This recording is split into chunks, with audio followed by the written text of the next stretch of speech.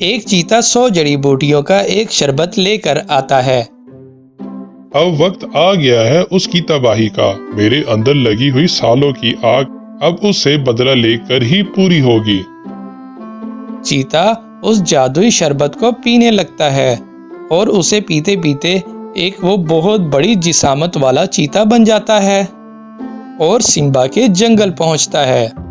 उस बड़े चीते की आहट से जंगल की जमीन हिलने लगती है और चीता जंगल में तबाही मचाते हुए आगे बढ़ना शुरू कर देता है और वो हर जानवर को अपने पांव तले रौंदने लगता है।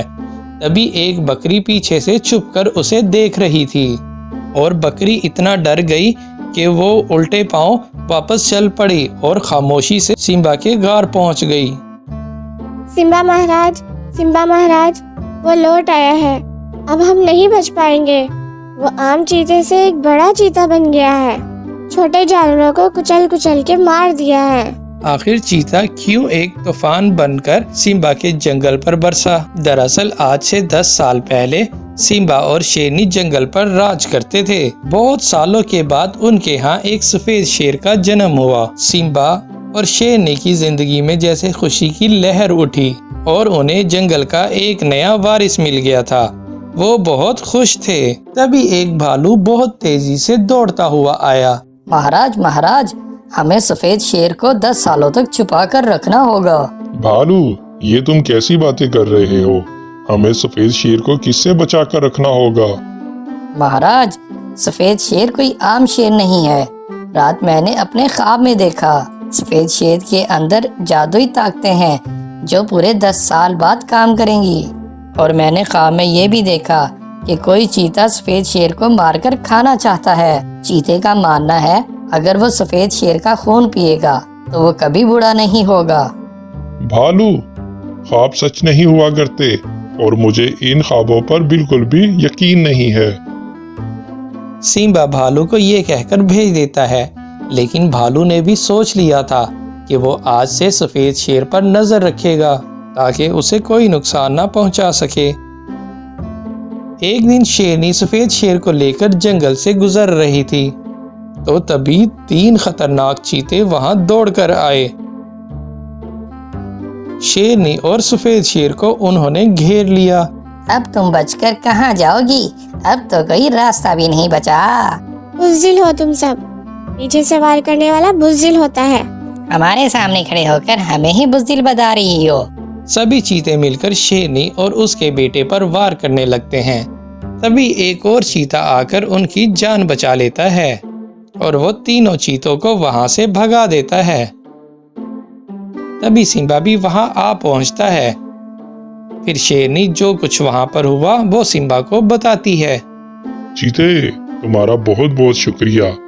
आज तुमने आकर मेरी बीवी और मेरे बेटे को बचा लिया। अरे शेर भाई, कैसी बात करते हो? मुसीबत में किसी की मदद करना हमारा फर्ज है।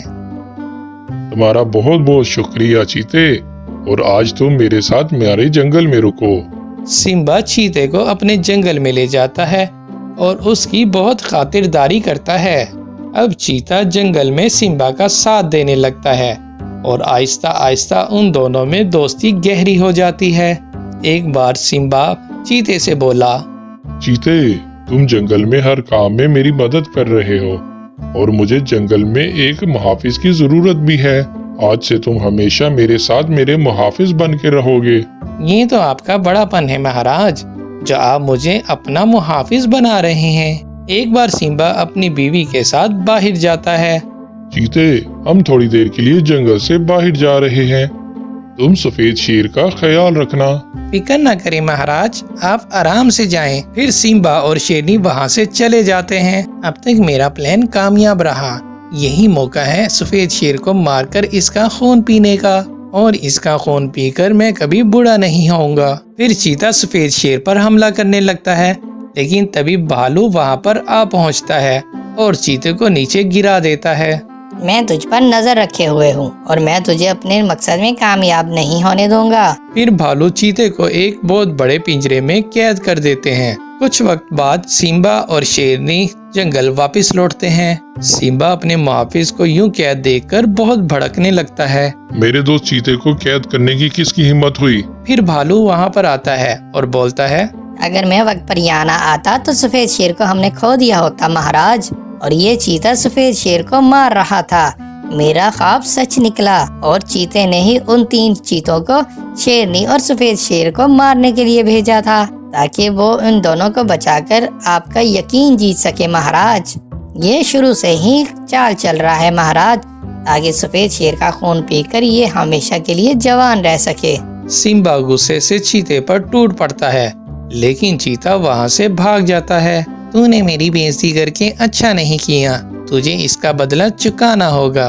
और इसी बदले की आग में चीता कई सालों तक जलता रहा। फिर एक बार उसे एक जादूगर का पता मालूम हुआ और उस जादूगर ने ही चीते को वो जड़ी बूटियों का शरबत दिया, जिससे चीता इतना ताकतवर और इतना बड़ा हो गया कि वो अपने पैरों से जानवरों को कुचल कुचल कर मार रहा था। दूसरी तरफ सिम्बा का बेटा सफेद शेर भी अब बड़ा हो चुका था।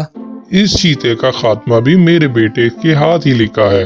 अब वक्त आ गया है बेटा, उस चीते को मार डालो इन ताकतों से। सफेद शेर अपने मुंह से एक आग निकालता है और उसी आग में चीते को जलाकर मार डालता है। इस तरह उस बड़े चीते का खात्मा हो जाता है। तो बच्चों, कैसी लगी आज की हमारी ये कहानी? अगर अच्छी लगे तो कमेंट करके ज़रूर बताइएगा और वीडियो को लाइक और शेयर ज़रूर कीजिएगा और हमारे चैनल को सब्सक्राइब कीजिएगा।